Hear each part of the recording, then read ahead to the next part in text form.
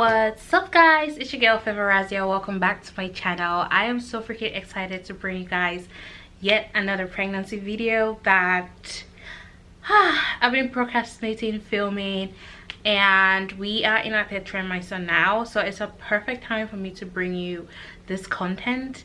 So I decided to get up and do a little bit of like a makeup and come talk to you guys a little bit about how I'm feeling or how I felt in my second trimester. So second trimester, according to the plans I'm following, is from 13 weeks to 27 weeks, and so few body changes for the baby that I thought were cute. Obviously at the beginning of the second trimester there was like movement I could feel, but then I was always like confused if it was like gas that was just making noise or it was actually the baby. But I came to understand that it was probably the baby. But then later on, in around the end of the trimester, I felt like those real kicks, like the kicks, I could literally see them, and I thought that was really exciting. We also had the ultrasound where I could see distinct features of the baby. Finally, I could see their hands, I could see their head, I could see their legs, I could even see their bones, and so that was exciting. Giving to like a segue,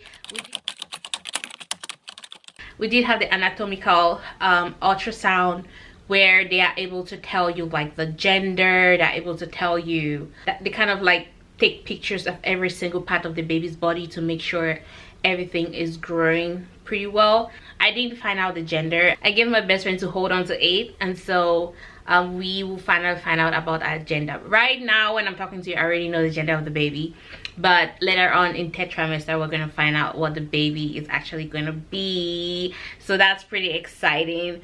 I did have 2 ultrasounds in my second trimester just because the first one, the baby refused to show their face, and so we had to come back because they need to make sure they take a picture of every single body part, and so I had to come for the second time for them to take a picture. And then another test they had to do in my second trimester was the genetic testing, but at that time I refused the genetic testing. But now that I'll be talking to you, I've made up my mind to take it, so I'll probably take it before I go ahead and give birth to the baby, just because I need to find out a couple of things. After some more education, pretty much I decided to do it. And then another test I did in my second trimester was the glucose test. I failed my glucose test, and it was like really a block of wood just fell on me. It was so much pressure on me. I remember coming back from the hospital that day and I was like really grumpy. So I failed the first glucose test, which takes like 1 hour. They give you something sweet to drink, and then they check your blood sugar after 1 hour, and I failed that. My blood sugar was not within the range, it was in the 150s. So they scheduled me for a second one, which was going to be 3 hours the next week. So next week I go and they had to redo it. Technically this was already in the third trimester, but because it was the second trimester follow-up test, I'm just gonna talk about it here. But then the next week I go, they do the 3-hour one.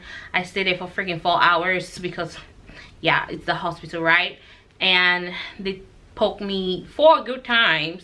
So first they take like your resting blood sugar, like once you come in they take your blood sugar, then you drink the juice, and then they take your blood sugar 1 hour, 2 hours, 3 hours after you've drank that juice. So you drink the juice just once, but then they check it 3 times after you drank it, and then they come to the conclusion.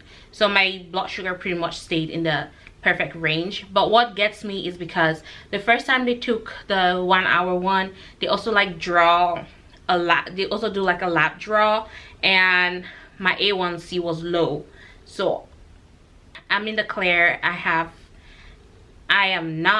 don't have any gestational diabetes, so I am really glad about that. My hemoglobin was low as well, so I had to do a lot of iron, which honestly I've not really kept up with, but I try to eat more meat, and I've been trying to eat a little bit more chicken. It's my second trimester, so my food aversions are not that bad. I still stay away from a bunch of things, but it's not that horrible, right? to some changes that happened to me as the mom. I kid you not, from the beginning to the end of second trimester, I think I gained about 10 to 11 pounds. And it's scary for me because more weight is supposed to come in my third trimester when the baby is actually getting all that fat on. So I'm like, what the hell? Then my hyperpigmentation became really bad, like under my peats, around my breast area, the back of my ears, really black. I kid you not, really black. And then like my buttocks too is really black. For like my hands, I think it's more of like sun damage, honestly, than hyperpigmentation, because Charlotte is really hot right now on like my belly. Obviously, as it's stretching, it's getting darker from what I see. But the good thing is I've not had any stretch marks so far. Yes, I do use Palmer's massage lotion, but people have said even if you use that, it doesn't guarantee that you're not gonna have stretch marks. So I'm just thankful that up to now I haven't had any, and I pray it stays that way. Lord, please. So I carried on the nausea vomiting into my second trimester. Unknowingly, the bad nausea vomiting just lasted for like the first 2 weeks in my second trimester, and then it had like a decline throughout the rest of the second trimester. I still had like nausea here and there, and then there was this one day I also like threw a bowel.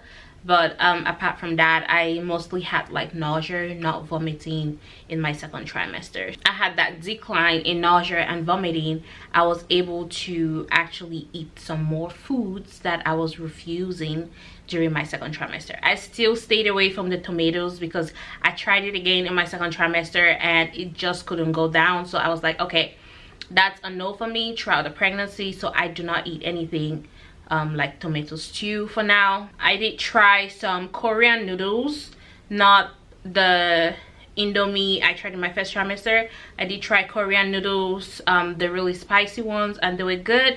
But I decided not to over abuse it like I abuse the other one, so that if it makes me sick, I don't just stay away from it. So I tried it like 1, 2, 3 times, not like consecutively, but in different times, and they went down just fine. I still have a couple more. I bought a couple more, just stacked it up there in case I have a craving for it one day. Indigestion was something that happened to me throughout my second trimester. Like, it was just sitting there, it will not go down or anything, and so that also made me have like a hard time eating. But it was not too bad, I guess, but it was not comfortable as well. Like, you just feel like something is sitting right there in your chest or abdominal area, and it doesn't want to go down. Yeah, it was very uncomfortable, but I just think it's the way the baby was sitting. And then I had sciatic pain, but I've had that pain since my first trimester, so it's like on and off. But there was this 1 week, the entire week, that it was horrible. I couldn't walk. I was literally limping. But then it like went away on its own. So my mom was always like, oh, it's the way the baby's sitting and stuff like that. And yeah, that's the highest pain that I was having throughout my second trimester. Just that sciatic pain, horrible, on my right leg, horrible. Bloating and constipation still kept going on. But I had this 1 good week. Well, actually, yeah, it was 1 good week that I had no problems with bowel movement. It just came naturally, and it was like, whoa, heaven sent. I didn't do anything different. I don't think I did anything different. And then the second half of my second trimester, I think my decline in drinking water. So in my first trimester, I was drinking like hot water, and then I switched after the hot water started. It wasn't going down the way it was going down before, and that was like in my mid-second trimester. And so I just took like a little step back from water, which is not really good because you kind of need hydration when you're pregnant, right? So I think with that brought me lots of headache, and I already suffer from like migraines, so those headaches were very uncomfortable. But once I picked up drinking water, I realized it all went away. I don't think I've had headache that much since then. So I drink cold water now, like icy cold water. Fatigue kicked in. I was more tired than I was in my first trimester, and it was just like dragging my body, like, oh my god, can you guys just let me be? And then I also noticed, like, in that second half I had a little bit of an increase in appetite, which was like, oh, hold on. But as the baby is growing, obviously you crave more.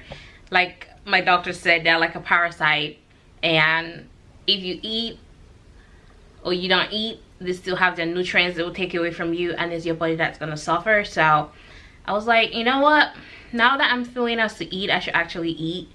It's not like I'm just sitting there and binging on the food, but once I get hungry, I try to find something to eat. Something I also noticed was like pica. And if you don't know what pica is, it's like the craving to eat non-nutritious things. So my pica that I was craving was, if you're African, you know about calabar, but if you're not African, you probably would think it's just like a rock.